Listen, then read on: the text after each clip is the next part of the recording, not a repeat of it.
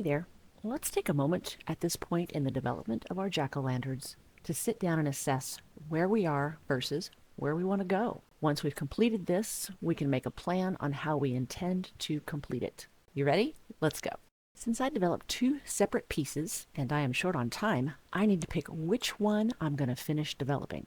You may only have one and won't have this decision to make here. The one I'm going to go with is the blue underpainting on the right because it has a visual quality that I like. Step one in this assessment is to compare values. The best way to do that is to desaturate your reference and a picture of your art as it is right now.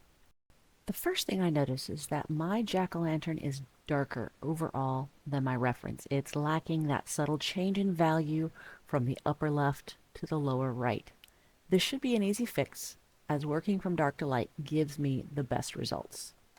The second thing I notice in values is that the upper right area where my background is dark, the reference is a little lighter. One thing I've learned, and had to continually relearn, is that darker values are going to feel closer. I want that background to feel farther away, so I'm going to try and lighten that spot overall. The third value discrepancy that I want to address is that smoky area up there.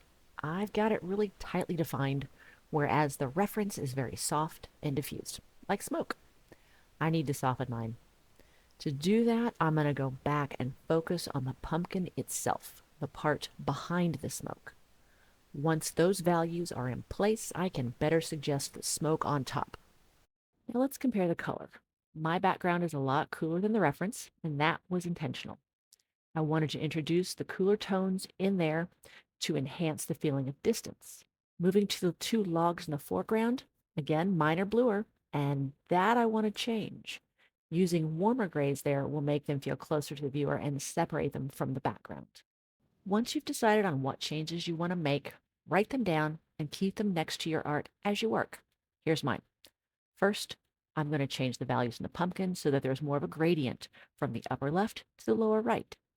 Second, the smoke values are going to be more subtle overall once I rebuild them on top of that adjusted pumpkin. Third, I'm going to adjust the hue of those logs in front to make them warmer. Next week, we will compare the before and after of our adjusted assessments. Any questions? Leave me a comment below. See you next week.